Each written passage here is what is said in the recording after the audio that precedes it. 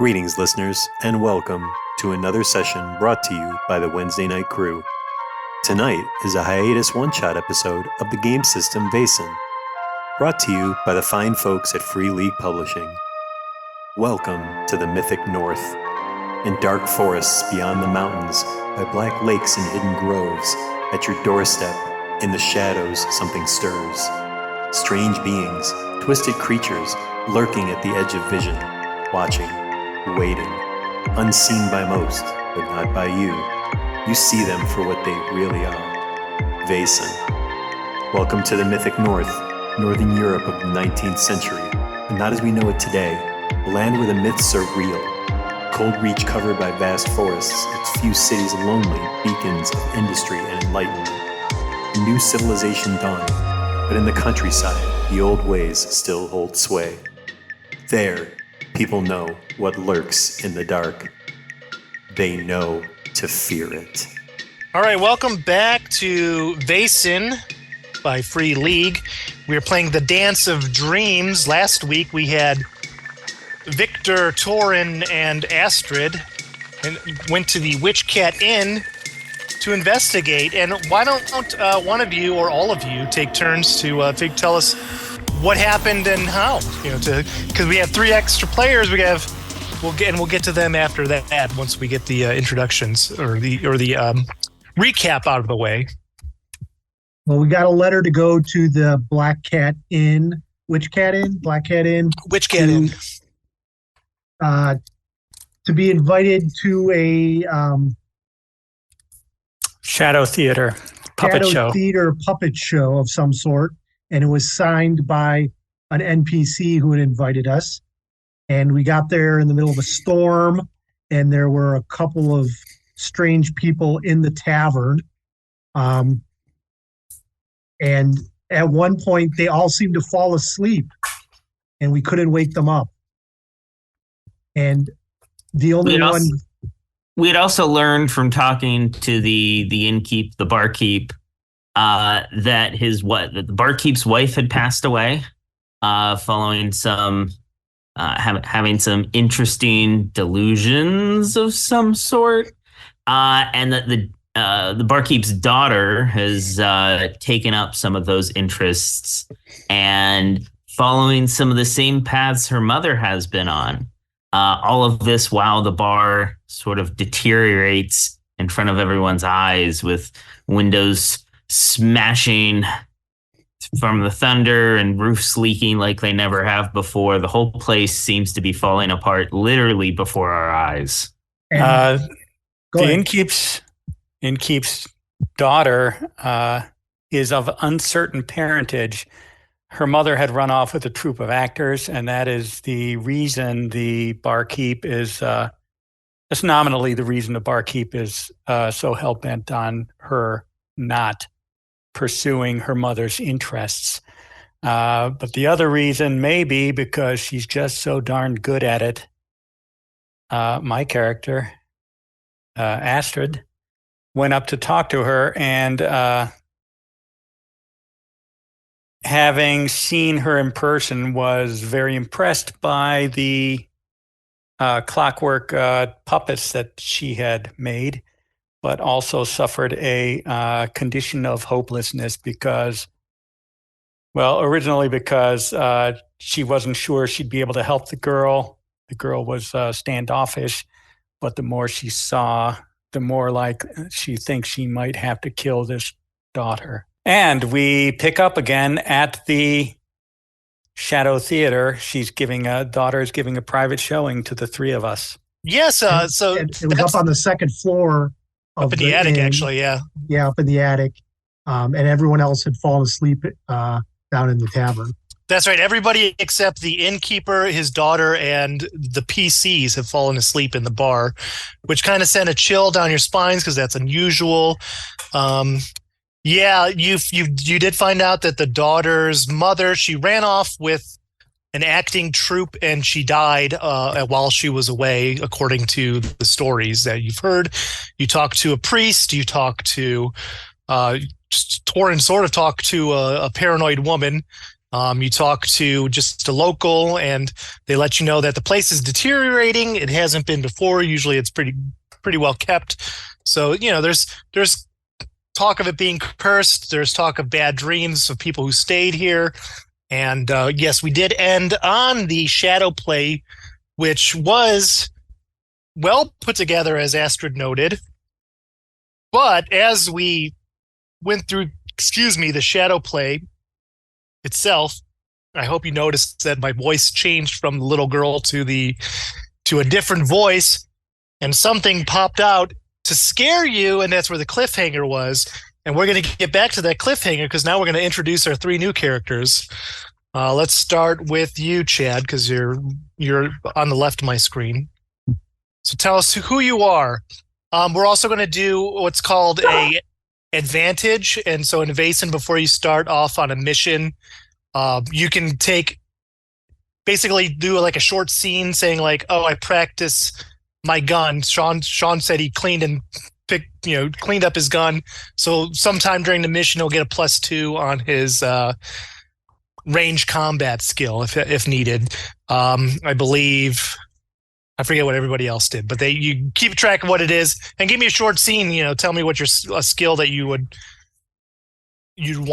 think might come in handy later on, and what you do to earn that skill today. Gotcha. Yeah, I'm Johan. Johan Almqvist. I'm not sure why, but I have this ticket for this charade, this puppet show. It came in my pocket here. I don't know who put it there or where it came from, but maybe a servant wanted me to see a very good show. So I'm here to enjoy the rest of you. Nice to meet you all, yes. He sits down and he's got a just well-to-do attire on, and he looks maybe a bit out of place and confused as to where he's at, and he gives you all a big smile, a gentlemanly smile. It seems maybe hollow behind it, but his mannerisms are very proper and refined. All right, Bill, you're in the middle. Let's go to you. My name's Helena Skite. I'm a writer. I kind of keep to myself as of late. I've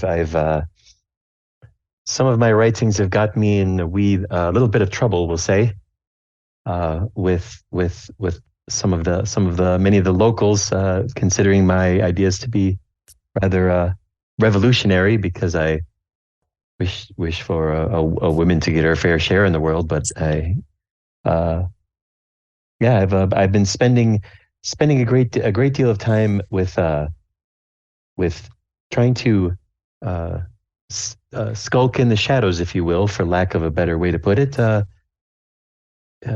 Be a little bit more stealthy, so that I blend into the background better, so people don't really spot me as often.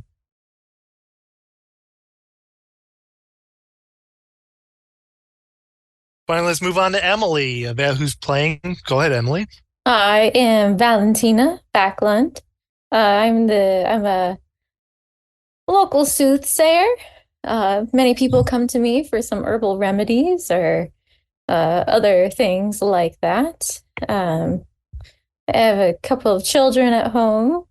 I'm trying to make ends meet, but times are really hard right now. The local people, many people aren't so, they don't trusting of what they don't understand,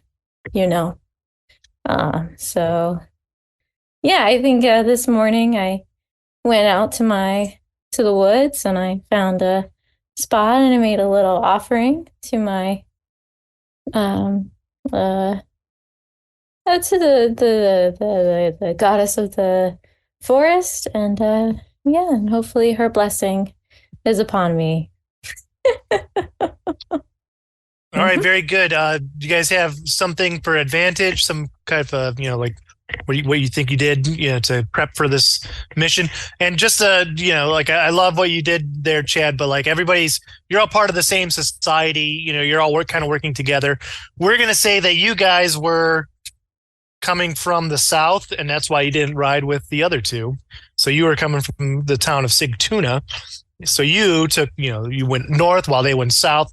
And you're like, oh, we'll meet at the Witch Cat Inn, but that's how, so you guys all kind of know each other anyways. I don't want to because we're kind of right in the middle of it too. I don't want to like, oh, let's get to know each other. You guys already know each other. So that's that. Why don't you give it's you guys. I'm sorry. A question real quick, Chris, for these advantages, are these things that we share with you, or we just kind of hold on to them for ourselves? You share it at the table, and you kind of just give me, like I said, a short scene saying like, oh, I washed my gun and I, held on to it and really practiced shooting today. So I'm going to get a +2 skill later. Something along those lines. Keep it simple. Mm. Let me know right now. I was trying to do empathy with my hollow smile and manipulation, empathy. Sorry. Works for me. Stealth +2. That was why I was referencing like kind of like hiding. You guys are all being like subtle with me. And I was going for the inspiration / empathy thing with the offering. Mm-hmm. All right. And just as a reminder, I said I have a gun, and I made sure my gun was loaded and working well, so as I could shoot something. Yeah. So you have the gun. Yeah. So we're covering the other bases. Yeah. Initially, I was going to go with I was looking at my, what is it? I've got like a range combat. I was like, oh, practicing being a sniper. And then I'm like, well, Torin's already talking about having a gun cleaned and stuff. So I figure stealth in the background might be better, We don't want to step on your toes with the gun, Yeah. Especially with the gun. Yes. All right. And Trigger Happy Torin is my name. Do you guys want me to read you guys the note that everybody would have received for the people who haven't showed up? All right, so you guys got a note. It says, "The dance of dreams, a shadow play of horror, murder, and revenge. Let yourself be enraptured and terrified by shadow theater with clockwork as amazing as that of the master's constructions on the continent. Watch as evil smiles, good people go to their doom, and spirits come to life. Follow Oscar Hjort's encounter with the Black One, his struggle, and finally the betrayal which claimed his life. Hear the tunes of the enchanted flute that send souls dancing to hell.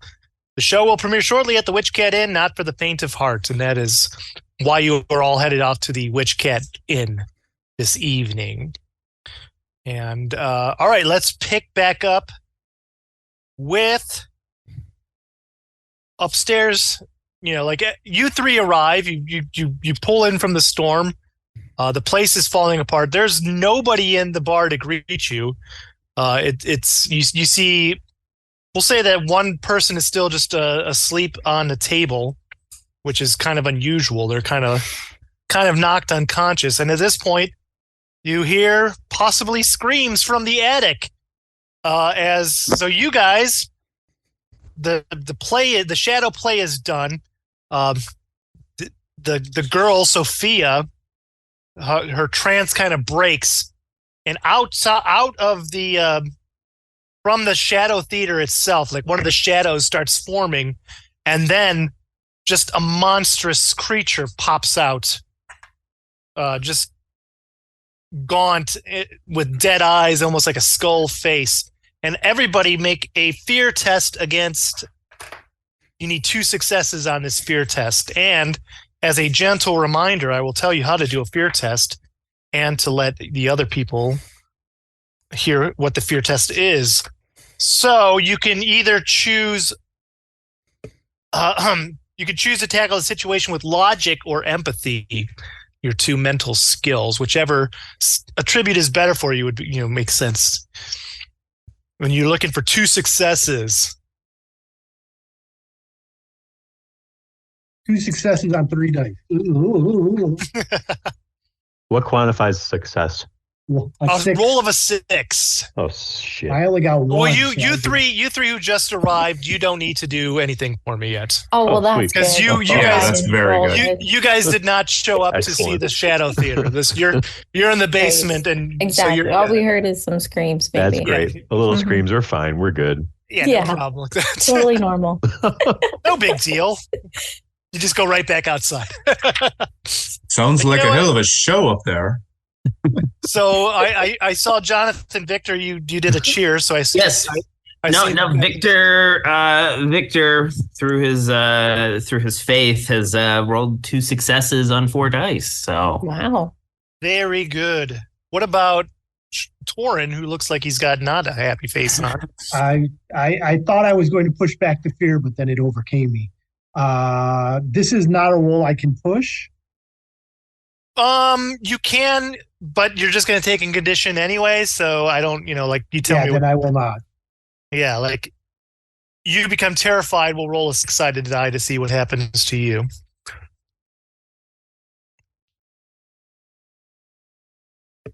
A 4? See from the scene. You can choose to freeze. You can choose to faint, or you can choose to attack. I'll choose to attack. Yes, please. All right. And let's before we get that, what did Astrid's fear? Astrid got 2 successes on logic. She already subtracted 1 die because of hopelessness. And what she saw with this incredibly realistic looking whatever it is, but she had seen the automatons and she assumed it was one of those. And slowly she realized that this may be the creature that's causing all the harm and that it's separate from the girl. And maybe she gets a little bit of hope back. But when it first popped out, one of the screams was her. It was like a happy, giggly, I've been jump scared. That's funny. And then she realizes again that this is serious. All right. So Sean, Torin, roll a d6. 5? All right. So for the next 5 turns, 5 rounds, I guess you'll be attacking. You said. Oh, yeah. So this creature, like, How it many emerges bullets from you the got? it emerges from the shadow, and it like seems to go right through you, Torin, as you're screaming, and then it continues through you and heads towards the attic door. So I guess I'm going to shoot at it. But I'm guessing that since it went right through me, my bullets are not going to do any good. You think? Well, let's see what happens. Well, I get to roll 10 dice.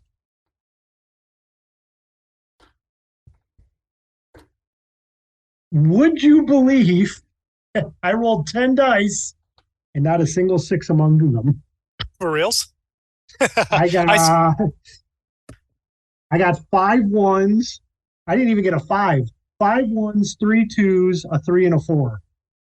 Amazing. Wow. That's some pretty lean fireball damage there. That is really That's awful. just but, an like, embarrassment, man. So the 3 of you, as you're downstairs in the bar room, you hear a scream from upstairs, followed by a gunshot of a large caliber rifle. And Torin, you're still shooting at it, but by the time you've calmed down, it is moved through the crack. It doesn't even open the attic door. It just moves through the crack, like the tiny crack between the door, and it disappears while everybody is just like holding their ears and stunned. And at this point, Sophia, the girl, she kind of like comes to, and she starts crying because she has no idea what happens. What had happened.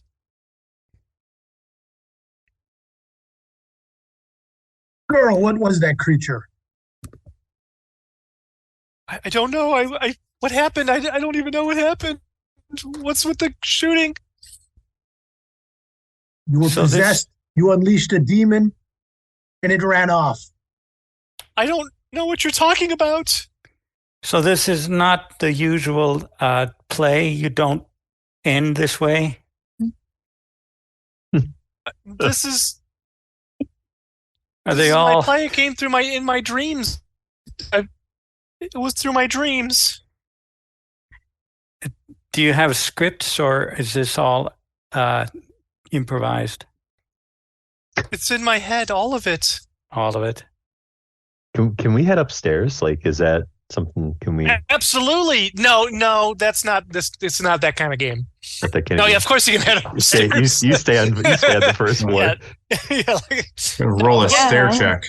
Yeah. yeah. All right. So what are you Dex- three Dex doing? save to then? go. Yes, you heard the gunshot.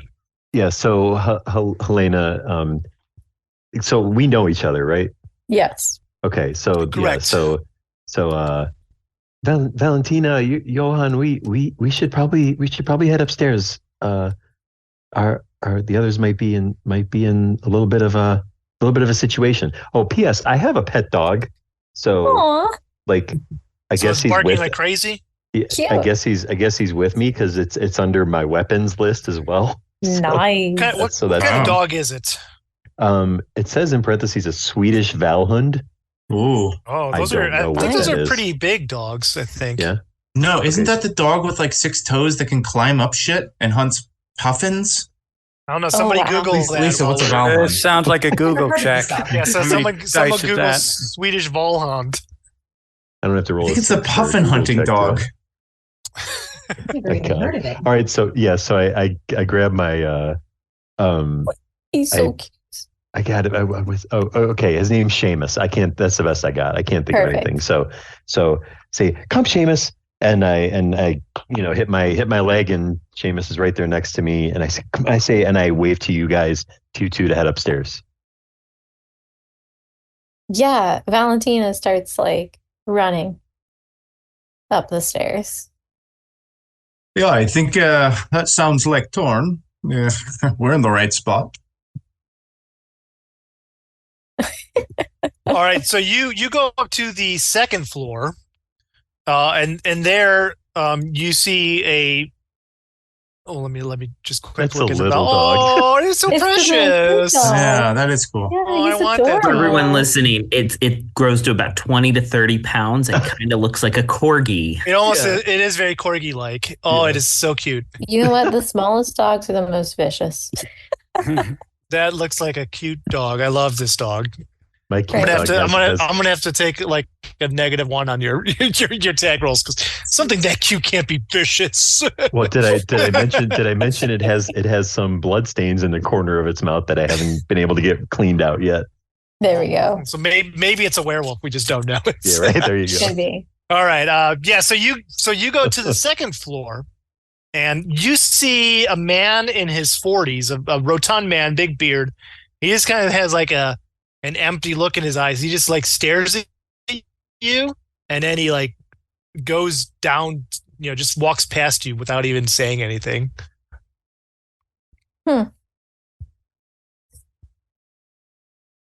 Shows up there then. Okay. And you open the attic door, and now you are all together, so that we don't have to split the Yay. party yet. We could do it again later, but Did you see it? Did you see the gaunt thing? If you mean the guy, the man that just came out and looking like he didn't say anything, like a zombie or something, or he's sleepwalking. Yeah. Bro was not gaunt at all, though. Just normal. He was a rotund man. I said. Oh, the opposite. of A the- normal American. Yeah, I wasn't paying attention to your descriptor word at all. I'm glad I'm here. No, I mean to add to Astrids.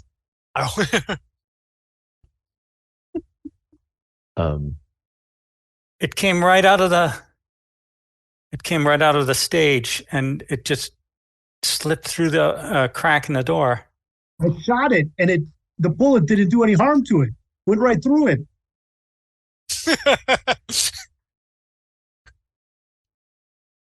Right through it, huh? I mean, Torin, I'm rather surprised. You're usually quite the deadeye.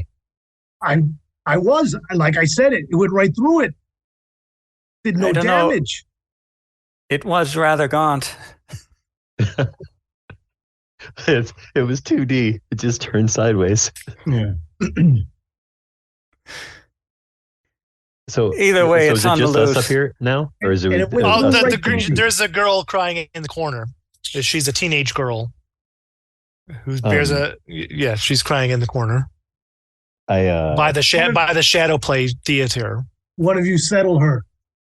I say I snap my fingers at Seamus, and I snap my fingers and I point at the little girl, and Seamus, go play.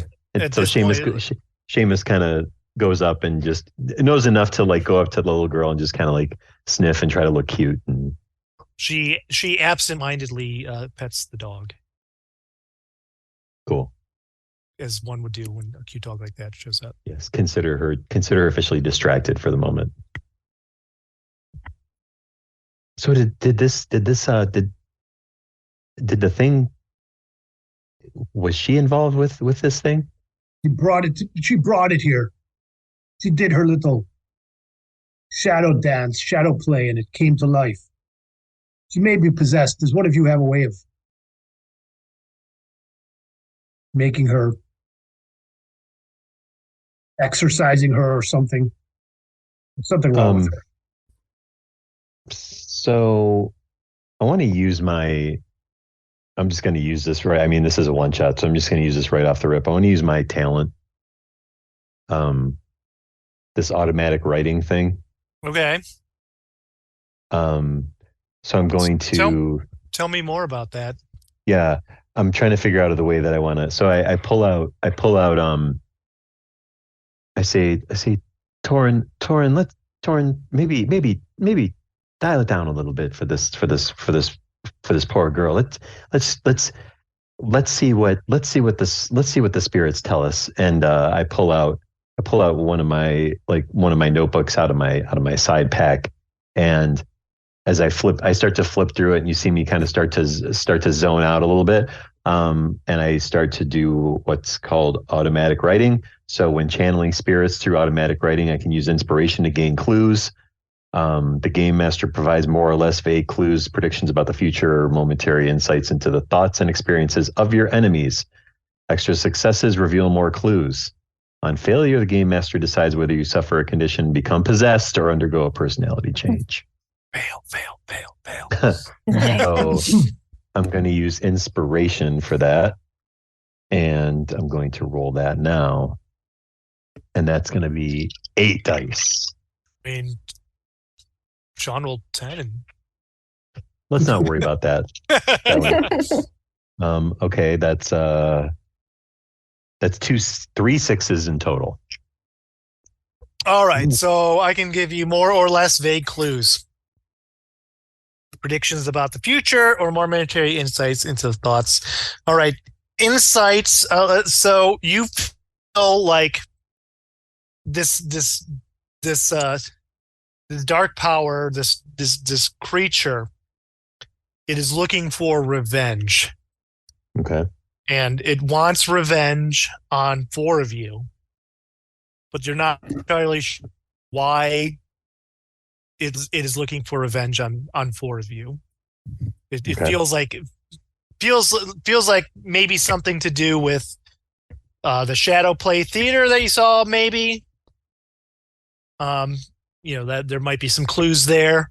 Also, that you see a locked door, and you think there might be some answers behind the locked door.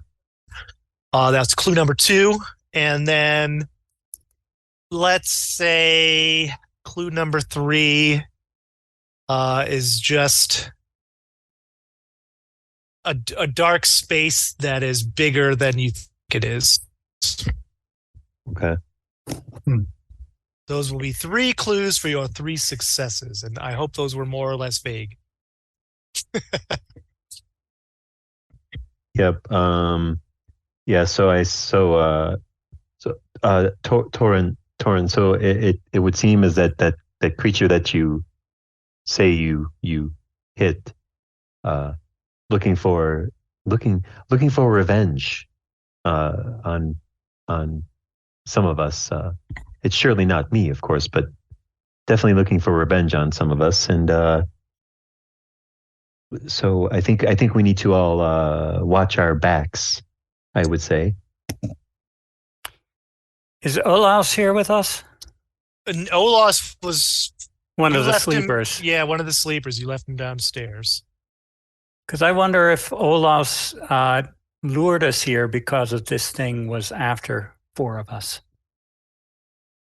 That's just a supposition. If you don't mind giving us a few more clues, I specifically want to ask, using my erudition, for my advantage, I did bring some books along with us. And I would like to know if this summoning was done by ritual with the automatons, if it was done specifically by the girl. Is the girl still involved? Is she in danger? And guess who gets to roll 10 dice for that? I'm guessing it's you. All right, give me your erudite skills. This is your special talent. Got to load up the dice. There we go. That's 10.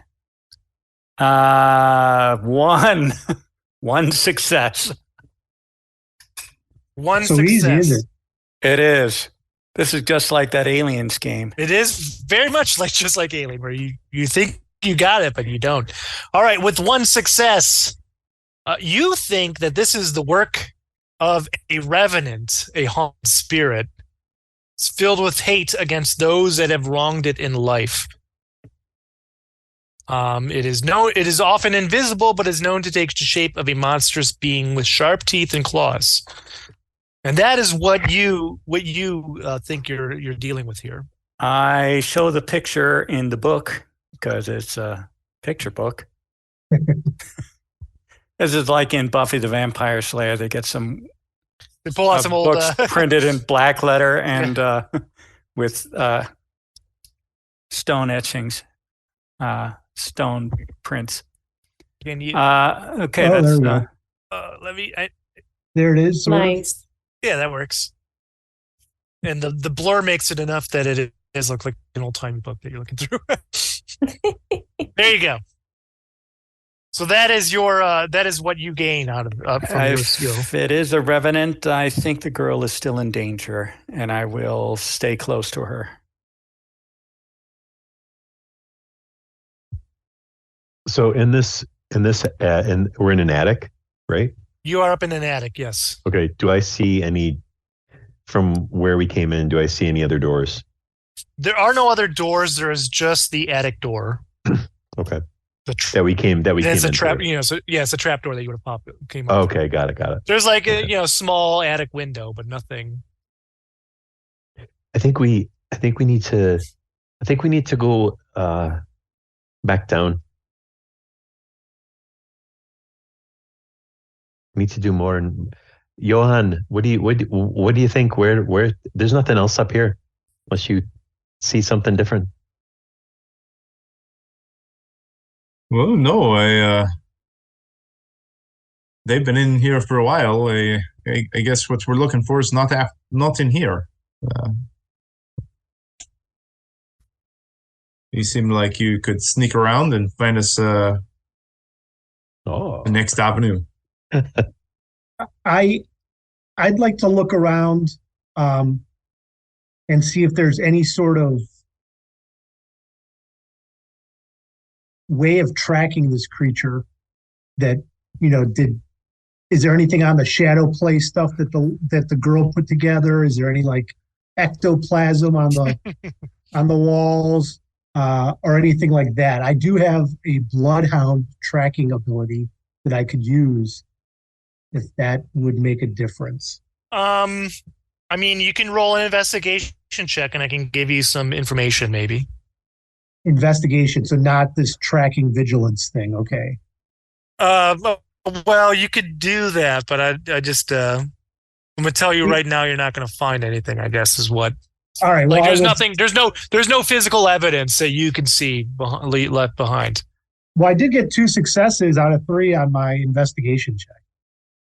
All right, so just like Astrid, you notice that it is complicated construction of the shadow play, but you also notice that all the dolls' clothes are wearing clothes that were fashionable in the late 18th century. So it's the 19th century, obviously, here in where the game is taking place, but this is like from the previous century that these costumes, and her elaborate costumes are very, very artistically done, along with everything else is just like an impeccable, like even as not a mastery, like you can tell just you can look at it like the quality of the stuff is just amazing. And it reminds me of something my grandmother late 18th century. Yeah, there you go. Clothes. Where did you get these from, girl? She just like kind of flinches back from your sharp tongue. Maybe one of you ask her. Where did you get these from, girl? You ask her that. Valentina, Helena. Your bedside manner is atrocious. I walk up to the girl and I put my hand on her shoulder, and I say where did you get these from? Roll. Say girl and smack her when you do it, Helena. roll what? Empathy. Okay. Empathy. What is this? What? The 19th century, Torin, not the 18th. All right. Well, you have a 4. You have 1 skill in empathy, Sean. I got 1 6. All right. What she seems confused, but she kind of calms down. You know, she's petting your dog. She's taking care of that. She says that like this all came to me in a dream. All of this. It's like how do you catch the sunset? It's like that's what I did. I caught the sunset in the inspiration for you. It's like, have you ever woken up from a dream with imagery? And it's like I came back from the dream with some of that dream material, and I took the dream and I made it reality. Has that ever happened to you? That's what it's like. I mean, I do see things in my head from time to time that I try to write down. So I can relate. That's what it's like. And sometimes I feel like, I mean, except for the dream, if it wasn't for the dreams, I would say that this was my mother. I was channeling my mother and her skills. She was always, talking about this, but the dreams say otherwise, because I always feel like in my dreams I'm a man, which is strange because I don't, like I'm not a man, but in my dreams I am. It's very strange, and I wonder if maybe that's the ghost that my mom was studying. Do you think perhaps it's channeling itself through you? Mm-hmm. About how old is this girl? She's like 16, 17 years old. Okay. She's 16 years old. Okay. And yeah, Helena just gets a sideways glance to Torin, just says, "It's just just a little bit of honey every once in a while." Excuse me a second.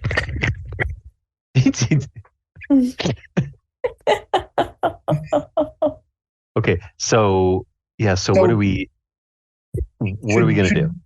Should we try to figure out like which of us has something in common that we might be there for revenge? Of course, your automatic writing may be false, so it might not be 4 of us that's seeking revenge on, but 6 of us, or 3 of us, or 1 of us. Are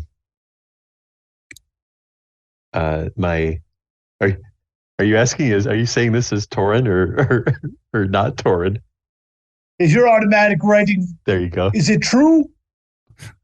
What do 4 of us have in common that could want revenge on us? Lord knows I've made lots of enemies in my time. Torin, if the writing doesn't work, it makes me sick. So I'm not sick right now. The writing worked. It's 4. 4 is the number. Okay, so it probably wants revenge on me because I'm a little bit prickly at times. But what about the other 3? Who else? But Torin, you mean well. It may want revenge on me because the treatise I wrote was not all events that are attributed to Marxist agitators. Some of them could be done by Vaesen. And they laughed at me at the academy, and I'm inventing a shrink ray to take care of their egos. Wait. Could be revenge for me. I always felt that I am owed a life debt, but maybe in the other way. As I was drugged down by a monster in a boat once, but narrowly escaped as the only survivor. I always thought maybe that one day that should be corrected. What about Victor? Victor, you've been awfully quiet since we've all been up here together. Perhaps there may be some way in which you have wronged this. Yeah, if I say we use the term Vaesen, right? Like in talk as we talk about these creatures, or what? I think so. Okay. Victor, did you in some way wrong this particular Vaesen that we are trying to find? I mean, that one of course not. It's more or less might be a matter of, being a man of the church is looked down upon by them. We are dismissing their impact on this world for other faiths. So they don't feel they look kindly upon anyone of the cloth. Well, then it's obviously Torin, you, Johan, and Astrid. It could not be Valentina or myself. We are connected to the spiritual realm. How could it be us? Exactly. I like your thinking there. I mean, I don't think I've done any wrong to anybody. So it may be wishful thinking. Suppose that this revenant was not. This is not personal. This revenant may be a say hitman of sorts, and calling in debts from the Vaesen that each of us may have wronged. Furthermore, in my studies of Vaesen, how do we know that we have even wronged them? They may just feel that way because they think differently than the mortals. True, Vaesen gonna Vaesen, am I right? Vaesen gonna Vaesen. At this point, you hear the front door slam shut. I would like to run down the stairs. Yeah, we should check that out. Yeah. I think perhaps Olas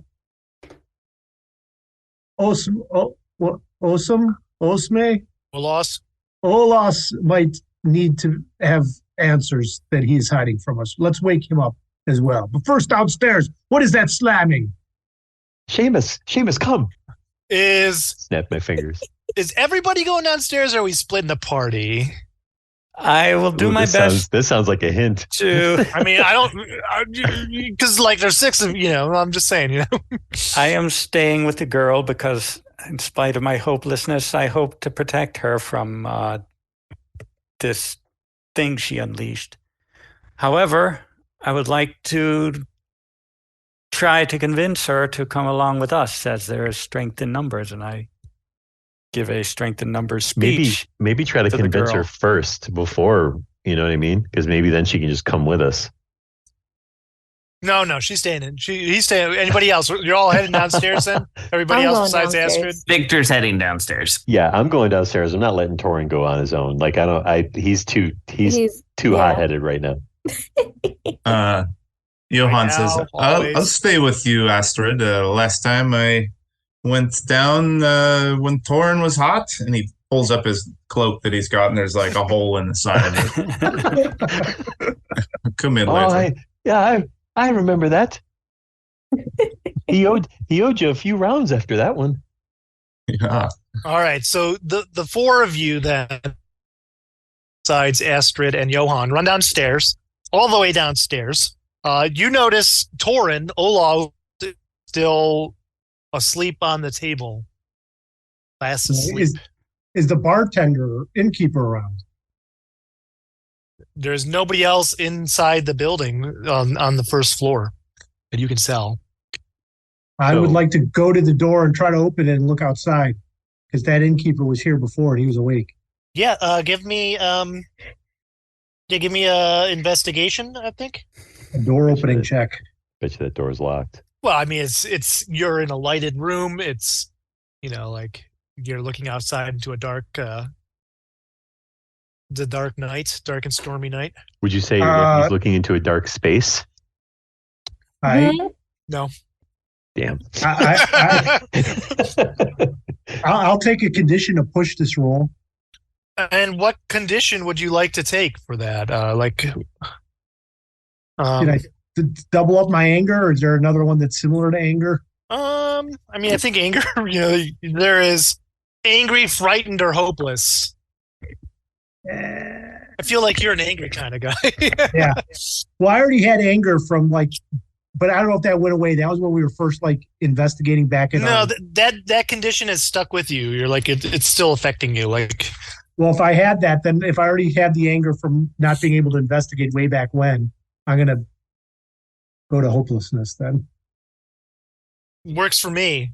So I have two conditions. When I push, do I just still roll the same amount of dice?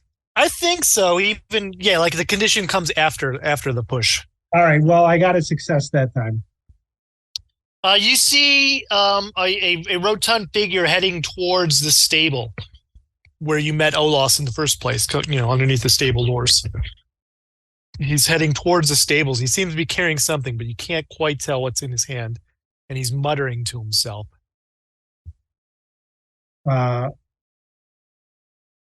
yell back, "Come!" He's heading towards the stables. Come with me.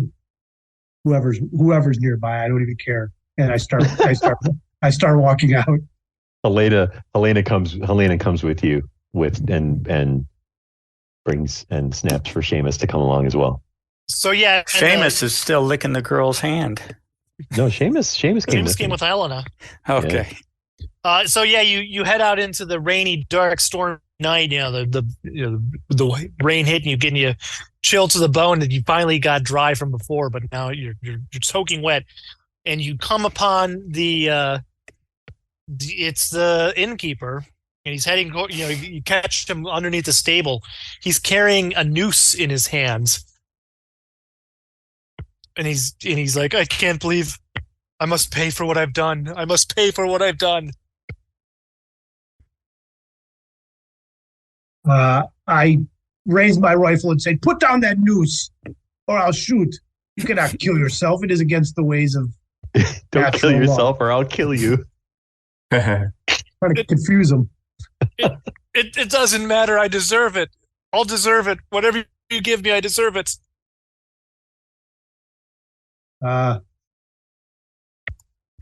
What? So he wasn't carrying a person. He was just carrying this rope. Yeah, just a noose. Yeah. I yelled to him. Are we right in his? Are we within close proximity to him now? Yeah. Okay. What did you do? A crime. I committed a crime. You need to tell me the crime you committed. We may be able to help you. Confess your sins. And he, at this point, he just kind of like blinks. I did it. I did it. I deserve to die. What did you do? Can I charm him to try to get information out of him? Sure. Just by trying to talk Just in a give him the eyes. in a calming manner of like it's okay. It's okay. We came to help. We're not all vicious hunters like my friend Torin here. We are here to help. And oh boy. Oh good. I got 1-6. Okay. 1-6. He just collapses in tears and he's like, I don't know what I did, but I did it and I deserve to die. He doesn't even know what he did. Jesus. I come back to the tavern. Your daughter needs you. All right, what about the other two, Johan, Astrid? Astrid, you were trying to convince her to come with you, right? Yes, the strength in numbers speech. It's like 104 in the Book of Persuasions. She says, "Yeah, I'll come with you. Yeah, what's going on?" Apparently, there's a revenant that you may or may not have summoned, but you did. Is that a ghost? Yes, and it's a malevolent ghost, and it's looking to exact revenge on the living. Maybe this is the ghost my mom was studying. Come, and she runs down. She runs downstairs. Okay, well, that was easier than I thought. I will chase after her again. I want to stay nearby. So she goes to a room that was kind of around the corner of the stairs that he came in. She's like, "This is my mom's room. We haven't. My dad won't let me. My father won't let me in here. Nobody has let nobody in here since she left." Well, that's a quick fix. Johan gives a kick at the door. Give me a force check. Force. Hey, that's 6 die. 2 successes off 6. I'll take it. Yeah, you crack that door down. I will enter the room before the girl. Looking around, is assuming this is the way it was when her mother left. Is this where where another complement of puppets is? For instance? No, actually, there's not. It seems like a regular bed, although you notice a lot of like books. It's like almost like books. Like a library in here. That plays to my strength. Hey. Does she have in that pile of books? Is her journal there that I could perhaps read? Absolutely. Let me just check something here. All right, and then I'm going to send you something in the chat. And let me just I totally saved it before, so I'm totally going to get it for you. You had a lot of faith that we'd find this. Absolutely, I did. That's how much I trust you guys. Hey, it's something behind a locked door, you know. I hope this is right. I guess while we're breaking things, whoops, I just erased it, I think. Jimmy opened the liquor cabinet here in the corner. You're in a bar. Go downstairs. All right. I just sent you something. Should be popping up in the chat. Okay, in Discord or in the Zoom. There it is. The meeting chat. Yep, that's you can read that out loud, or you can read. You don't have to read it out loud. Chad, you can roll me a observation. All right. Check as you feel kind of a tingling in going up your spine. Ooh, It's a bit drafty in here. That's all he says, because he doesn't notice nothing. All right, let me I'm going to send you something now. I think I have it. Well, I could just while Astrid is reading that. And at this point, the man downstairs for the other crew, he just kind of snaps out of it. He just kind of looks at you, and he's like, "What is going on?" Wait, us two? I'm sorry, us two? No, downstairs in the downstairs. He this is what he's saying to the other three. What's going on here? We're back inside, right? Or are we still outside with that guy? The guy is telling. This is what the guy is saying to you guys, the three of you. What's going on? Your daughter brought a revenant into life, and it has attacked us. That sounds foolish. I'm going inside. What are you doing? You people arrive and things start going weird. What have you people done? In fact, you should probably leave. Well, that's not going to happen. Well, get out of my way. I don't have any room for you tonight. So, you could, you say you're going to stick around, but this is my house. This is my inn. I choose who gets to be here. You're clearly something you have done. Probably drugged my patrons, drugged me for all I can tell. You have a curious interest in my daughter. I don't know who you people are. He starts heading back towards the inn. He's still carrying his noose? Well, he kind of just looks at it and just drops it. Well, score one for the good guys there. I mean, but really though, he's being kind of mean to us. Yeah. Well, I let's follow him inside. Yeah, absolutely. Walking right behind that dude. Yeah. Get out! Get out! I tells you. We need to make sure you don't do anything. You don't do anything irrational. You're not yourself right now. You don't even know who I am. Well, I know you weren't like this 2 minutes ago. I don't care what you think you know. Do you remember what you were 2 minutes ago? Like I said, you probably drugged me. Did no such thing. You people come. Hold on now. All my guests fall asleep. I'm wandering out, find myself in the stable. He heads back into over his he heads back into the kitchen, and at this point he pulls out a shotgun.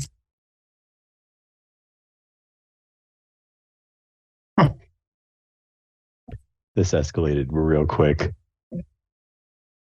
Maybe we better leave and give him some space and regroup.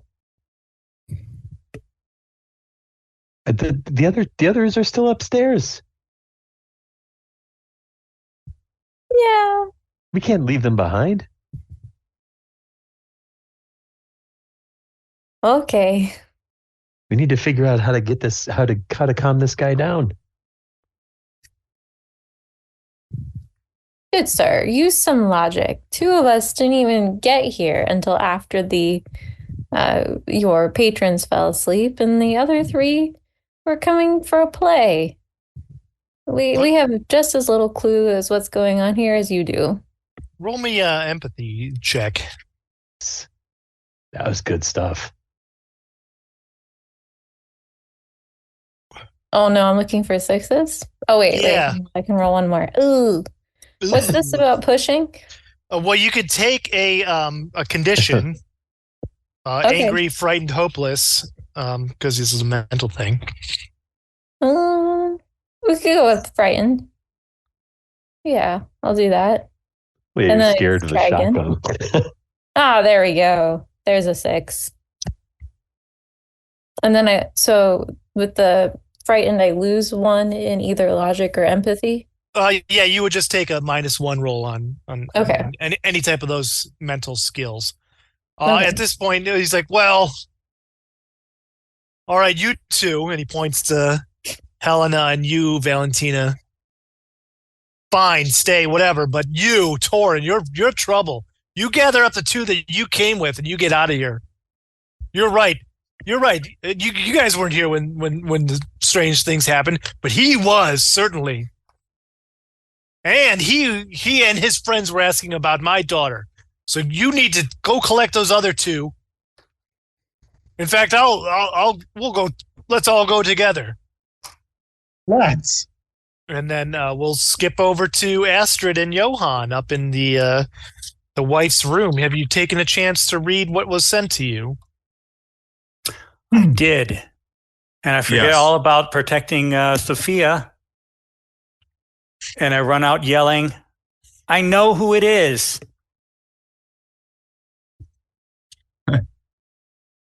Astrid, I'm sorry. Go ahead. No, I'm done. Johan looks around the room after closing the door of the liquor cabinet, sees a bunch of paintings on the wall. Every single painting is a different painting of Astrid. He looks down at the girl with a big grim smile on her face and says to himself, so it's you all along. You're the one who's lured me here. Well, you're not going to take me alive like this, Vaesen. And runs at Astrid with his bayonet. You're running at me specifically? Yes.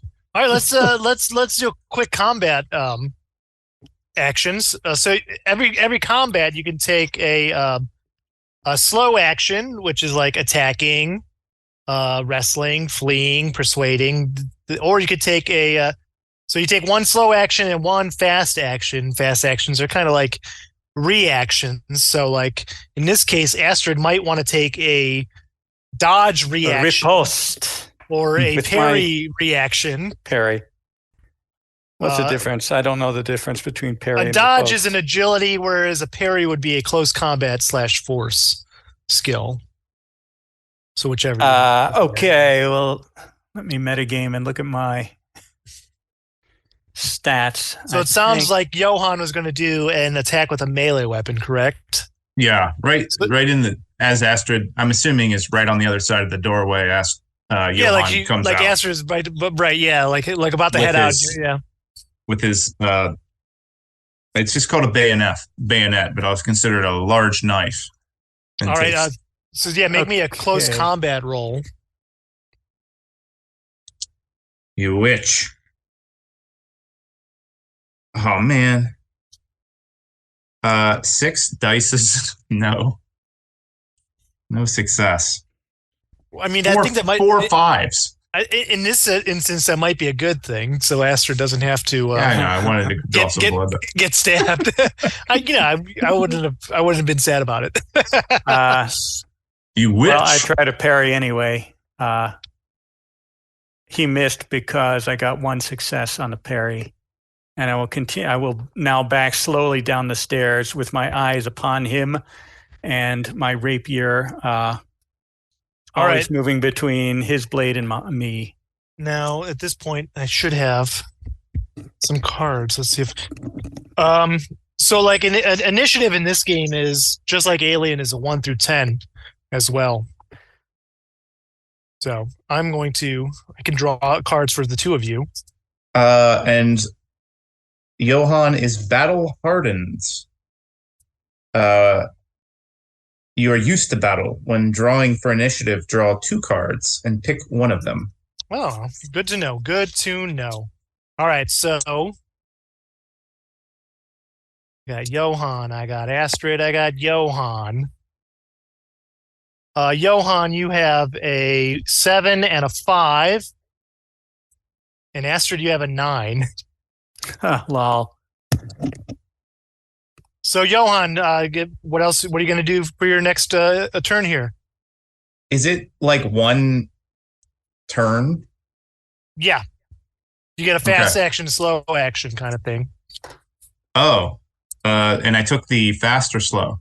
Well, we're starting a new round. That was kind of like a surprise. Then, okay. That last one. So he kind of cracks his neck, looks around.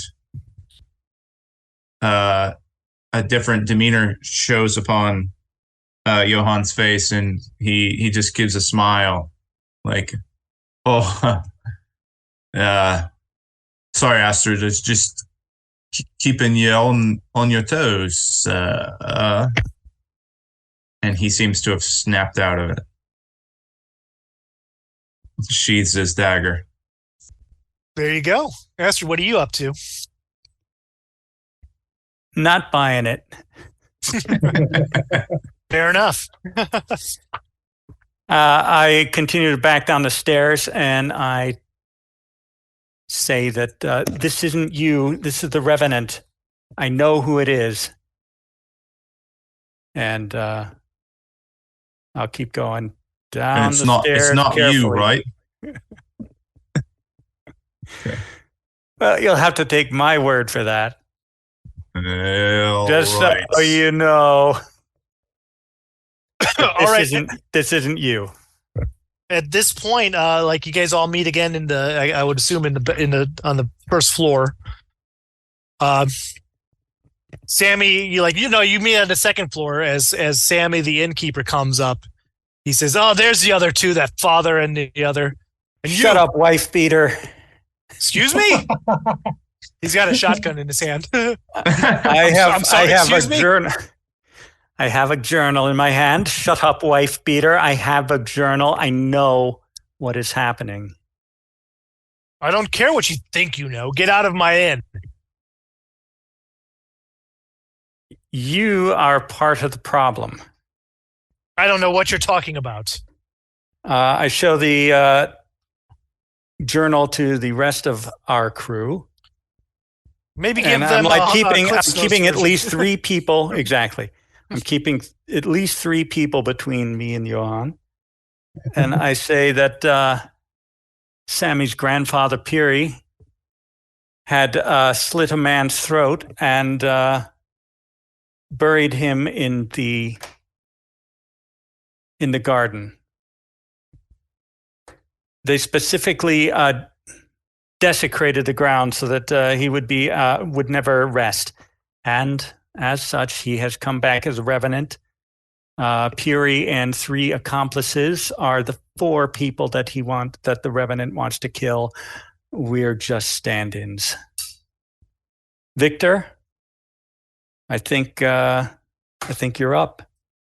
We must rehollow this ground, or to put the spirit to rest. Yes. What was done to desecrate it? It's not specific. It's just by magical means. You men with the shotgun standing there, what do you know what was done to make this spirit so that it would not rest? I have no idea what you're talking about. You're spouting superstitious nonsense. You're reading from my wife's, my dead wife's journal. She had no idea what she was always going on about superstitious nonsense. She was an artist. That thing is probably all fiction, made up. She was also always going on about the bruises on her neck and the black eye that you would give her. You hit her with a poker, sir. A man and what goes on between a man and his wife is none of your business. It's the 19th. It's not the 18th century. This is not the 1800s.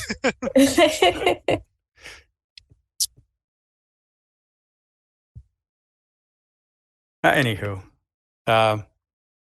you're spouting nonsense, and if the faster you leave, the faster I'll be happy. Now get out of my house. Get out of my inn. Perhaps we should go to the garden and see about consecrating it. Is the storm still raging? It absolutely is. This is not going to be fun. We go anyways. Let us go see if it has left a physical marker of what was done. So yeah, at this point, Sammy just kind of puts his shotgun down and just kind of he heads off to his room, basically, leaving you to hopefully get out. Sophia takes you and she points out the back window and she says, "The garden is back there." And you notice that the garden itself is very much overgrown and decrepit. Like, it looks like it hasn't been tended to in ages, full of weeds. Everything's sprouted and gone to seed. It's just really very much yeah.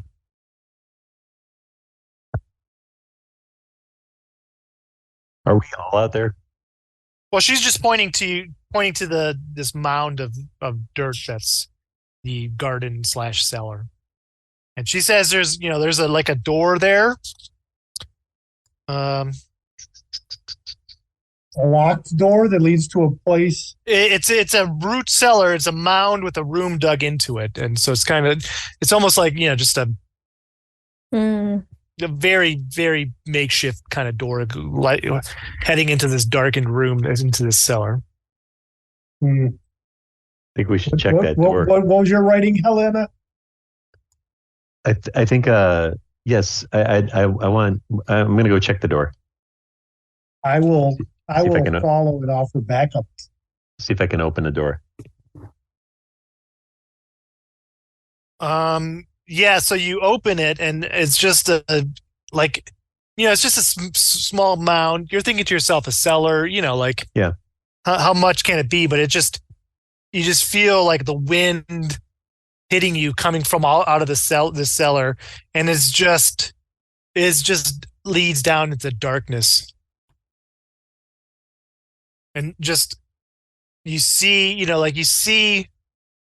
sort of down there, like with a flash of lightning, you see the foods that would be kept in the cellar, and they're crawling with bugs and maggots and rats. And there's just a chill that even just the chill of this underground passage hits you. Before we go any further, let's see if Victor can throw some holy water in here, just on the safe side. I presume I would have. Would I? I'd probably carry a flask of holy water. You're a priest. So. Just make the rain. Yeah, like you could just bless it, right? Like that's how it works, yeah. Right? Yeah. Right. Just make it happen. Yeah, I'll take a couple drops and sprinkle it here and be like, just in case it's not here, we don't want to waste it all at once, but just pour a couple drops in and say a quick prayer there before we move on. All right. So what are you guys doing?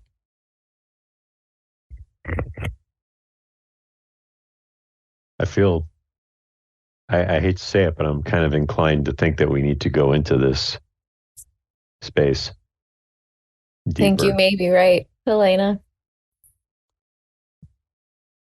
Does anybody have a torch or some source of light, lantern, something by chance? A light cantrip? Yeah, yeah, exactly. I can't believe none of us prepped advantage by wrapping up torches. You know how expensive oil is nowadays? I don't know. I will go to the stable and get a lantern. There must be a lantern in the stable for late night arrivals. There must be, and there is, to make it convenient for you. That's how convenient. That's great. Astrid, you stay by me. Let's head into the depths here. And I'll be behind them with my gun drawn. Ready your firearm, Torin. And I want at least 2 people between me and we'll put Johan in the back. Johan, you watch the back. Yep. I trust you in the back, Johan. You're very good at that. Or should I say Oscar, which is the name of the revenant? So at this point, so like you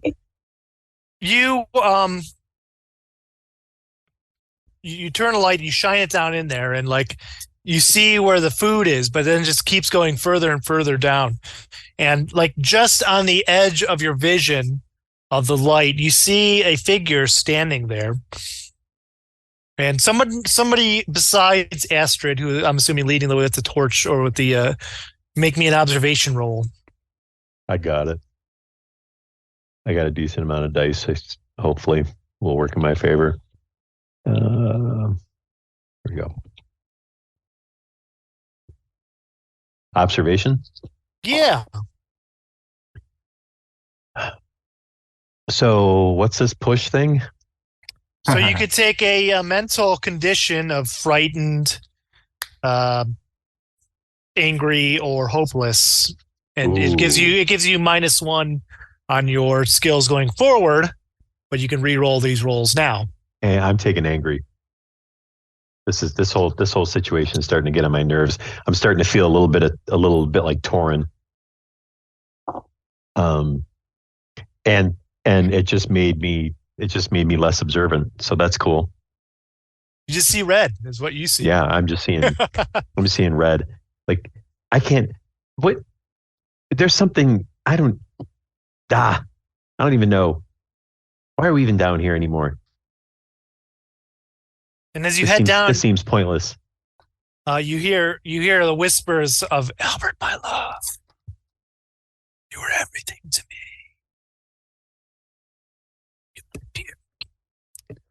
Only she hears it, or everyone. I danced. Everybody hears this as you make your way down. I danced in Paris. They spat on me when I returned. It was my right to refuse. Katya. Hilma. You tell me, you know. I will tell you that I know that Albert was one of the murderers. I will tell the group. You're like spilling all of the Albert was one of the murderers. It just comes up. When I heard the name, I was reminded that I saw the word Albert. I say out loud, could you speak up a little bit? and as you're like you're wandering down this like dark passage, and like this figure is constantly out of reach, and then finally when it seems like you feel like you've gone deep into the earth, like you've a few minutes down, and you're like, how is the cellar so big? And at this point you see the figure stands still, standing there. It's a young man with expensive clothes, and his eyes are glittering. He looks off to one, like he looks at you, and then he looks to his side, and then all of a sudden his neck bursts open and just blood just starts floating out. And everybody who wasn't upstairs in the attic, give me a fear check of 2. Everybody in the attic, give me a fear check of 1. What does fear check of 2 mean? Like what does that mean? You need 2 successes to succeed against either empathy or logic. Got it. Shit. Okay. What happens when you take 3 conditions? I mean, you're very close to trouble is what happens when you take 3 conditions. And you said if we were in the attic, wait, so am I 2 or 1? So the 3 people that showed up just this evening, you have to get 2 successes. Okay. Everybody else has to get 1 success. Why are they so special? Because they already saw this creature. Oh, gotcha. Yeah, well, they've seen Oscar. Yeah, I only got 1 success. No successes for me. 0. Astrid gets no successes. She just screams, all right, Oscar, no. So yeah, the people who failed, which sounds like everybody. Are you fainting? Oh, Victor fleeing? passed. Okay. No, There you go. Are you fainting, fleeing? What are the other? Freeze. Freezing. I'll freeze. I will freeze also. I will also freeze. I'll faint. Oh, No, I declare. what kind of monstrous? Chad, what did you do? I'm sorry. Did you? Pat? He failed miserably, and I guess also faints because it was so. So this is horrible. So who's passed? Is that just Chad or just John? I mean, yeah. Could I say Seamus attack as right before I freeze when I first see this thing? Absolutely. And as you see the dog jump right through this Son of a figure. bitch. Let's leave it to John. John, what is Victor doing in this instance? And at this point, the figure, like with its neck open, it just starts decaying in front of your face. He will hold up a little cross pendant that he wears all the time, and proceed to, face at this creature and just say, "You hold no power here, foul demon. Leave."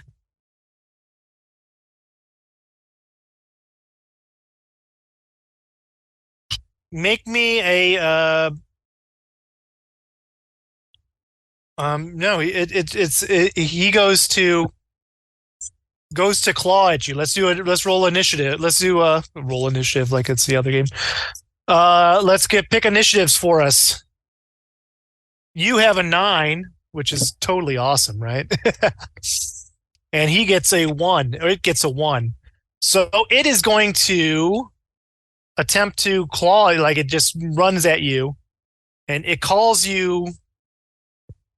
You can't trick me, Albert, and then it goes and attacks you. Would you like to dodge or parry? Oh, yeah, I think dodge. I'm gonna jump to the left and try to roll out of the way here. Well, that would be an agility for you. 1, 2, 3. So I'm gonna roll, see what I get. You roll your agility. All right. I got 2 successes. No successes. Oh, I'm sorry to say you're gonna take 2 physical conditions. Oh, as it claws at you. What are the physical conditions again here? Oh boy. Yeah. Sorry about that. Wounded, maimed. Well, basically, you're gonna get your -2 on your physical stuff from here on. You're going to be exhausted, battered, or wounded, or exhausted, battered. 2 of those. Let's do battered and wounded. That sounds about right. I mean, that sounds exactly what he did to you. He battered and wounded you. What would you like to do? So you try to tell him to back off, correct? Yes. Do you have any type of special in your thing that helps you do that? I don't. Oh, actually, so you pull that out, and then it does kind of hiss at you. Actually, take back those conditions. It goes to attack you, but once it sees you pull out that cross, it stops, and it just kind of like hisses at you. Well, then I'm going to try to splash it with the holy water I got. We're throwing that at it. All right. I just say, "Be gone, foul beast," as I just splash holy water at it. I'm not sure what you want me to roll for that one, because it's not a typical weapon. I mean, I guess it would be a ranged kind of combat there. Okay. Everybody else can roll me a d6, and that's how long you've fainted and/or. Okay. There is a ranged combat thing here. Let's see. 1 success on ranged combat with holy water splash. It splashes on it and doesn't do anything.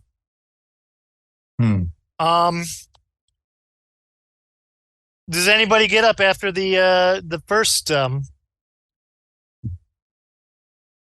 You need a success, right? Yeah. No, like on the D6. Has anybody got a 1? Astrid got a 3. Also got a 3. All right. So you guys are all still like that. Same for Elena, 3. So the second round, something happens, and at this point, the cross that you're holding shatters. He just he makes it like he just makes a hiss at you, and then all of a sudden it shatters in your hand.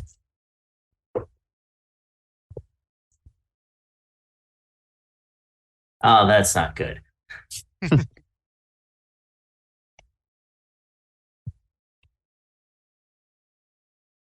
And then is it his turn again? Or... Well, now it's your turn. Like that was his turn. Oh, that was his. Okay, Yeah. good.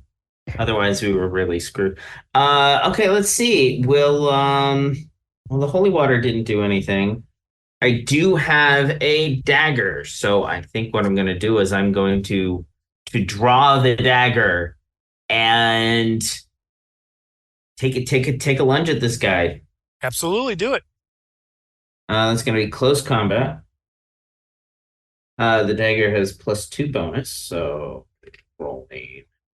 Out of 5 dice, 0 successes. Yeah. Well, that's unfortunate as you're coming in. Now we're in round 2. Round 2. He's going to look to grab you with his might to start squishing you, crushing you. I will try to dodge. This time we're rolling to the right. Left roll did not work. All right, I got 2 successes. How about you? This is what, agility? Yes.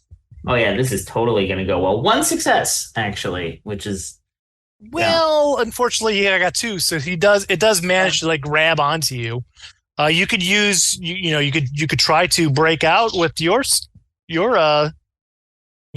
we could do the same thing, but in reverse to break out, because right now you're being held up by this creature.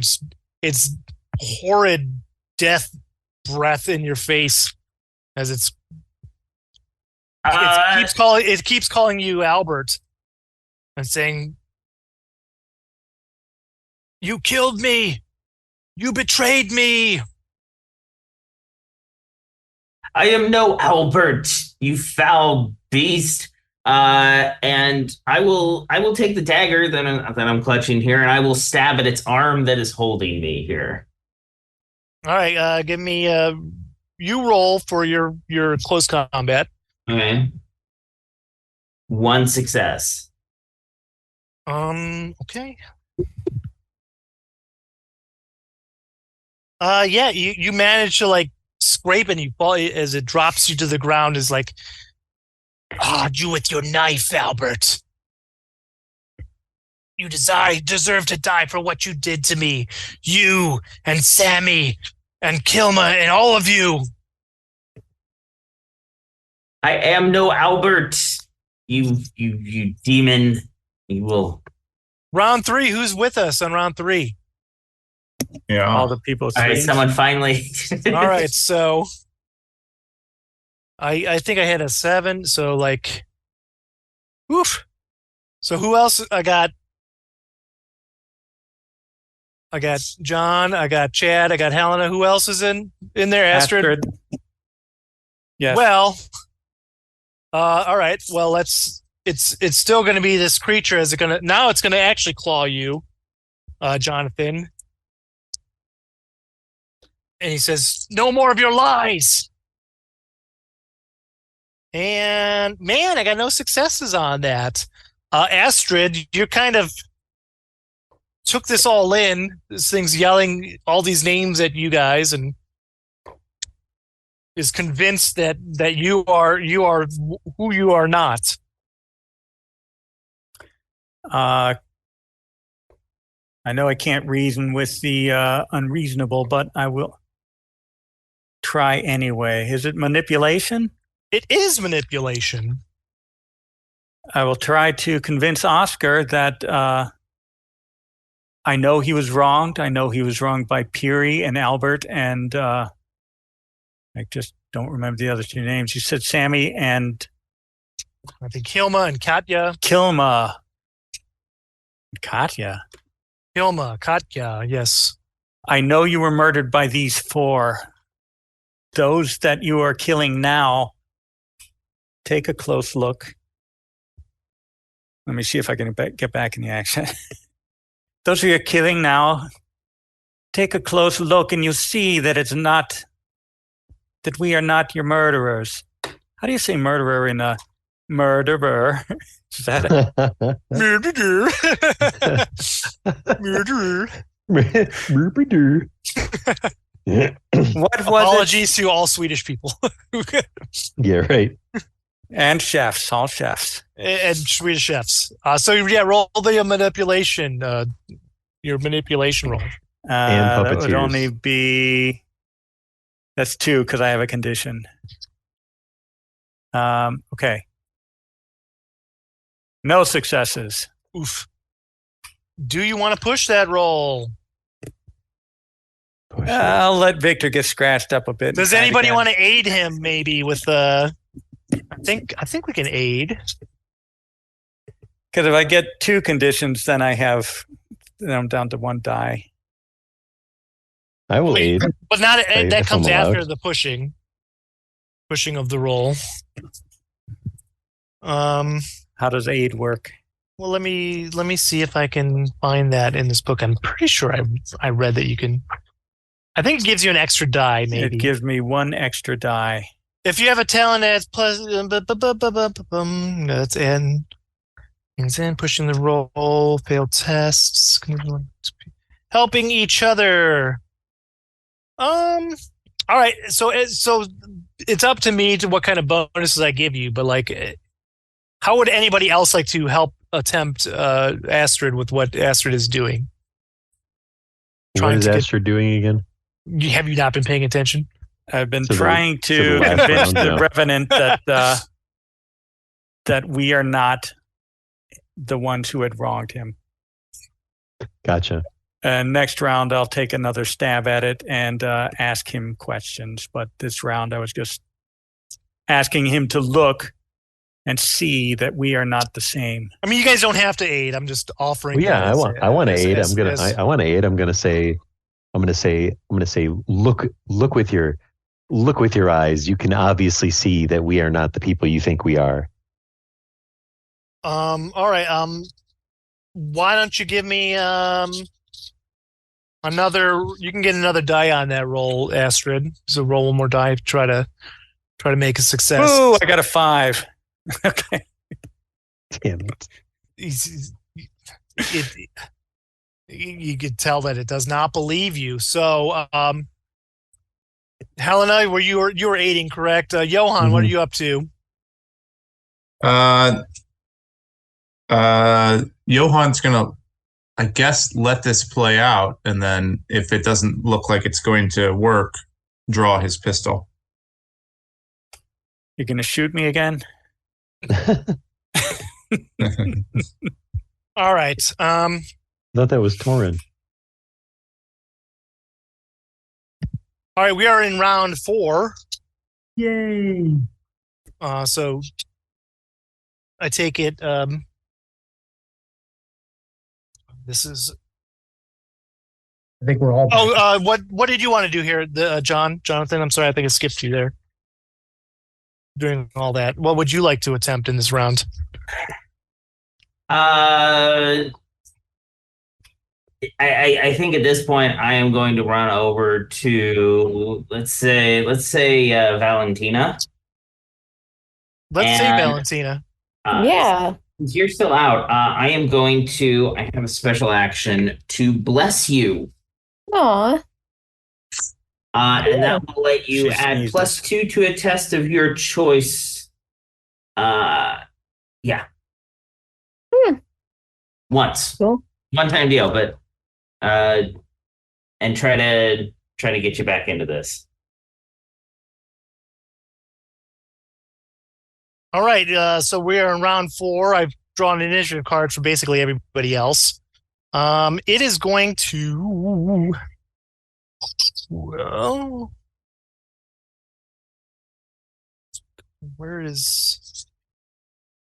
I would like everybody. I gotta find this. I was not expecting to get all in there, but that's all right. You know, things happen. Astrid, you were talking to. He says, "You're full of lies," and you feel a chill upon you. Roll against. Make me an observation roll.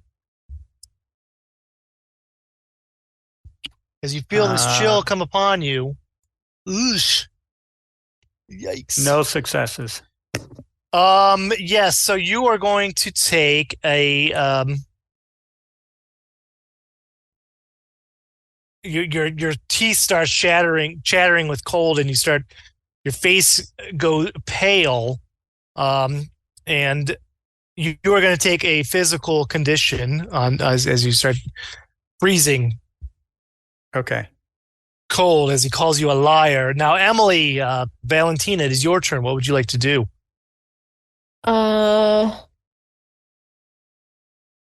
I get up, feeling the warmth of the blessing from the priest here, and I mean, this guy looks scary, right? Absolutely, he's scary, and he seems to be doing something to Astrid there.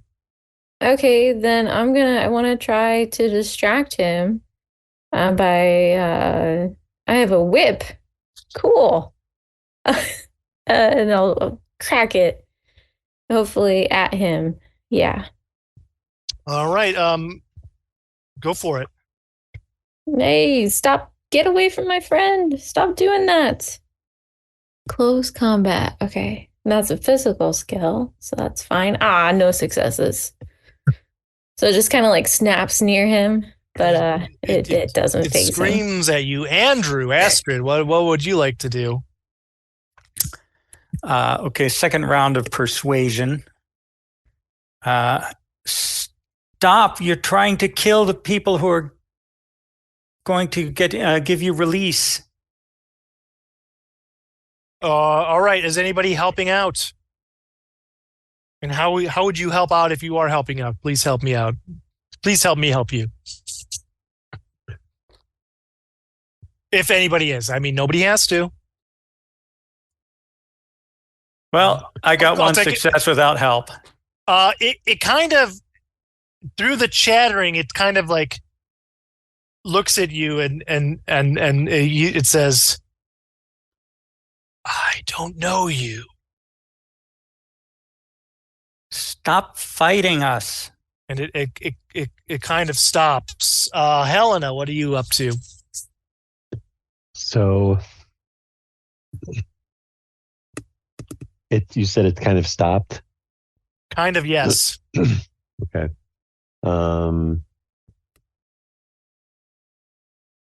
So I think I would try to like can I tell if this thing is tangible? It seems tangible because you see it in front of you. Okay. And it did claw at Victor, I believe. Okay. Can I try to sneak like around, like kind of like sort of skulk into the group and try to sneak around this thing? Yeah, why don't you roll me your stealth, I believe. That. Yeah. Yep. And I've got +2, which means 2 dice, right? Yep. All right, great. Okay, I got 2 6s. All right, you successfully. It seems to like it's just standing there looking at Astrid, and kind of like looking at everybody else, but it does not look at you as you sneak past it. Yeah. So as I do that, then I'm gonna try to because what is it like when we talk about actions in this, like how this works? What it's like a. Well, you get like I said, you get a fast action and you get a slow action. I think using a skill would be a fast action. So that might be all you can do for now, aside from like a quick kind of deal. Yeah, because my plan would be to try to trip this thing up and get it to fall fall over, essentially. If that requires next turn. I think attacking it while it's confused might be a good idea. No, but would that? I think that would be your slow action. So a fast action would be, just simple stuff. So like that would be your next move to do any kind of trip action. Okay. That brings us to Jonathan. Let's see. So at this point, Helena, you're actively trying to attack or trip it or do something. Correct. I'm gonna try to lunge at it to get it even more off balance. I'll go in with the dagger here, but I am sort of lunging towards it. All right, roll me your attack roll. One success. This lunge. Noted as you make a stab in it, and it curses at you and says, "You're full of lies. You still want to kill me. I want to kill you back. I will kill you first." That brings us to Chad. So, I guess Johann will just walk up brazenly. Give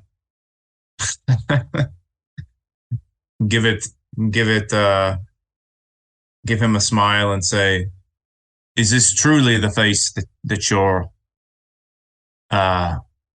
think has wronged you and put the others in the grave?" And You've already lied to me with your actions. I can't trust anything any of you say. You may not be them, but you are with them, clearly, and you deserve death. And I almost fell for it, but then I was attacked. So now I don't fall for it anymore. Logic. well, okay then. And then just right down in his lower hand, you see that he has a pistol and fires a shot. I guess point blank, so I don't know if that would take that would be There's nothing extra for that, no. Yeah. 2 successes out of 8 die.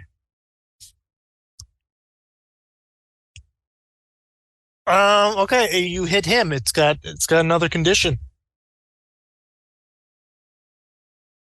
I can't change my face, but if that's so be it, so be it. Sean, it is your turn. Torrens. Yeah, I mean, I liked where we were going with the talking, but now that everyone's shooting, I feel obligated with the shooting as well. I don't think the talking's going to work. I got 1 success with my rifle. Okay, it gets hit again, and at this point, it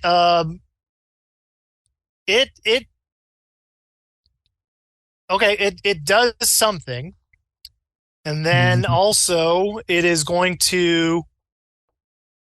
Chad, make me another observation skill check. Okay, logic or empathy, right? Well, observation is a skill that you have. Well, observation, Yes. sorry. Still the same rolls. No success. And ones don't count, unlike in the last time we played this. Okay, yeah. So remember what happened last time? That happened again. Yeah. So what I sent you. Emily, what would you be up to? Valentina. Valentina really wants to knock him off balance. So, I think she wants to get up in close and try to trip him, knock his feet out from under him. So a kick / punch. Yeah, it's all in the mind. Go for it. Nice. Proper for you. Yeah, that's not a success. Yeah. All right. You totally miss. Andrew, Astrid, what is Astrid up to? Well, talking's clearly not going to work, so I'm going to stab at however, before we dispatch you, could you tell us what Piri had asked of you that you deserved, that he thought you should die? And in a close combat of 1 success. It just so happens that you've passed right through it. Now it is in spectral form. Should have kept talking. Okay.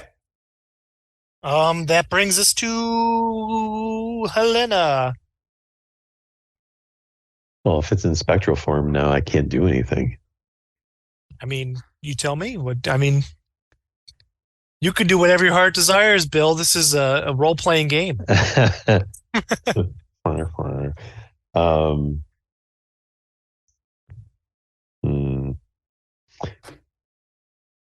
Yeah, let's see. Ooh, I have a camera. Take a picture of it. Back in those days, it would only take, what, 30 minutes to take a picture? Yeah, stand still for a couple minutes while I take a picture. While the little dinosaur inside carves it out on stone. You have to take the film to the photomat. So, yeah. So I've stealthed and it doesn't notice me, right? Because I correct. Assumedly, right? Make me an observation check. Okay. Ooh, that's not bad. I got 1-6. It's as you sneak back behind it, you notice a skeletal remains behind this where this revenant is standing and attacking. Make of that what you will. Oh, okay. I'm gonna grab because I don't have any. I mean, based on what my character sheet says, I have no fire. So I'm gonna just grab. Like, can I gather up the remains? Like, what are we talking about? Like bones? Like, what's the deal? It's like a skeletal remains. So imagine a skeletal remains. Oh, wait. Okay. So can I grab? I'd like to grab Astrid's lantern and throw it at the remains. Is that a thing I can do? Well, you'd now be on the other side of Astrid, so you'd have to run over to Astrid. I mean, you can grab. Sure, yeah, go for it. Yeah, let's make it happen. You grab Astrid's thing, throw it. Make me a ranged tag there. And I'm gonna throw that shit. I'm gonna throw that shit at the remains. And that would be ranged combat. Sure, why not? Okay, and that's 0 + 4, so that's 4 dice, right? Yeah. Okay. All right. I did not get a 6. Cool. Now it's really dark in here because you've taken the lantern, you've tossed it and thrown it, and it shatters against the wall. And great. There you go, Jonathan. What would you like to do as Victor off block? I should have blessed you instead there, huh? Yeah. Let's see. Do I have? Wait, can I use my slow action to say there's destroy the remains and just kind of let everybody else know? Sure. Yeah, I'm just going to say that out loud. Destroy the remains, and I point. But they can't see it in the dark. As I throw. Or bless them, consecrate them. Yes, I see. Yeah. So I'll drop the dagger that I had, and go back to the holy water. I will rush over there and try to pour holy water all over these remains. Okay. Let's see. What would be I think a good just tell me about your thing. Tell me what you're doing. Like, tell me how you do this. The dagger falls. I sprint over there and with shaking hands because of the situation, start just sprinkling holy water all over this while I chant a short prayer and bless these remains and ward off the evil spirits that surround them. And I go on a little bit.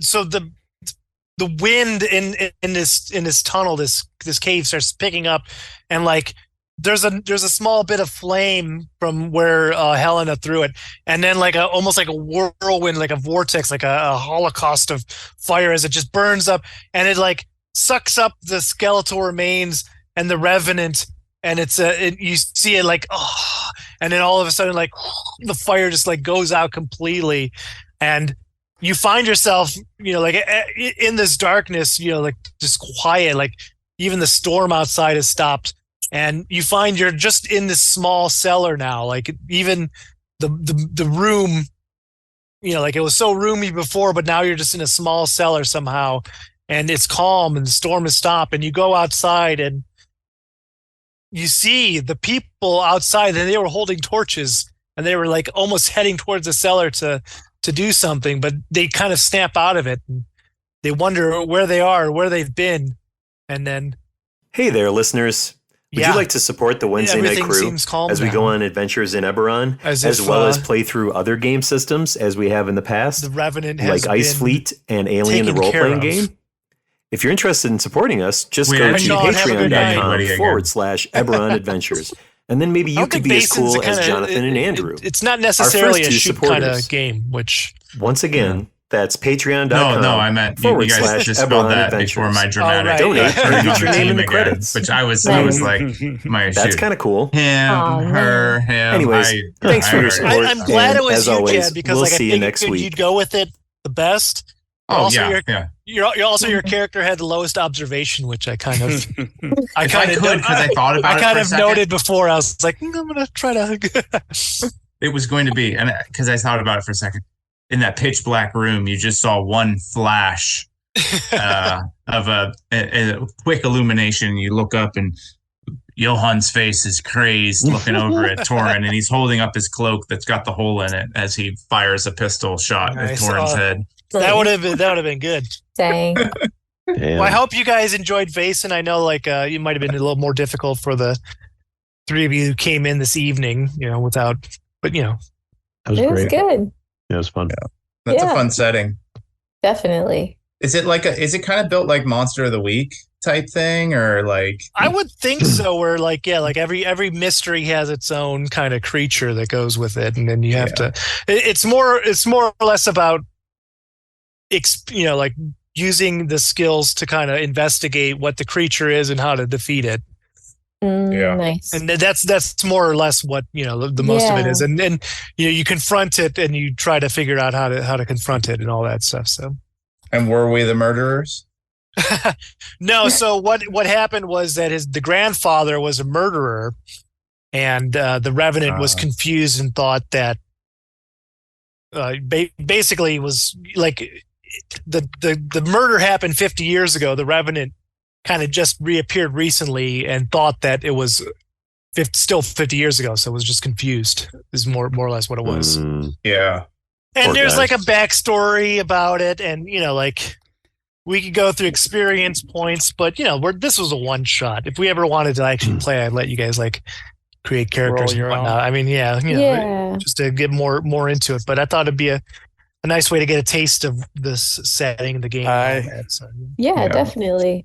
What I like is that they're not constant sanity rolls and the inexorable descent into madness.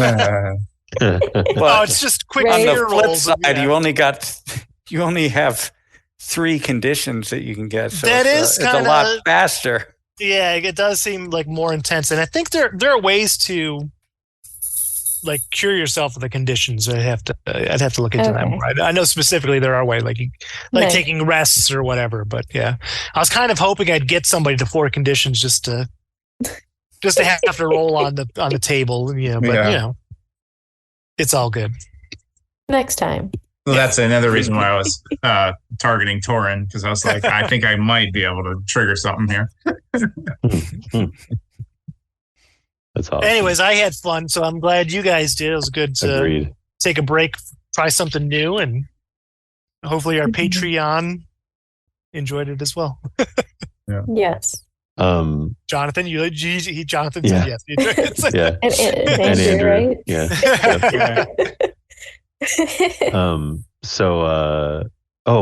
Couple PSA things real fast. So got a notification from Spotify. It's officially been a year of posting podcasts. Wow. So oh my gosh. So, pretty cool. Nice. Happy anniversary. Yeah, right. So it's it's been a good time. I'm actually really glad that we've been recording, because it makes it great for just referencing stuff. And like if we bring back one shots for like longer campaigns, it's, you can maybe pull information from stuff if you want, right, to reuse or expand upon.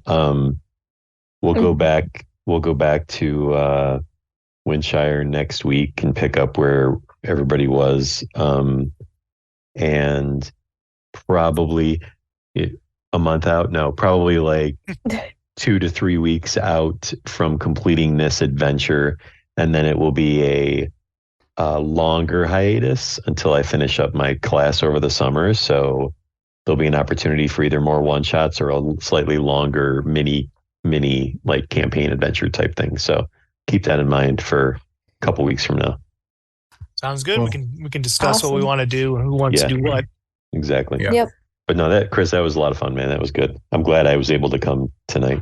Yeah, I'm glad you guys were able to experience it. Like considering classic us, the one shot turns into a 2-shot. It's we just can't help ourselves.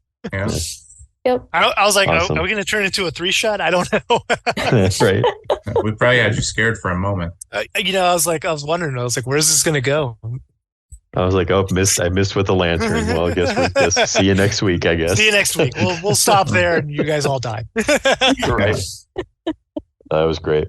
Well, thanks, man. No problem. Yeah. Awesome. Have a good week, everybody. Yeah, see you next week. Thanks, you too. Next time. Cool. Bye. Yep. Yeah. Thanks, Chris. Well, I hope you all enjoyed the Wednesday Night Crew's attempt at playing Vaesen. We had fun with it. A unique setting that combined a lot of great elements. I bet you could make a nice campaign with this system. Next week, we will be returning to Eberron to continue where we left off with our favorite college students. Will Lissa be able to negotiate a deal with Tuddy?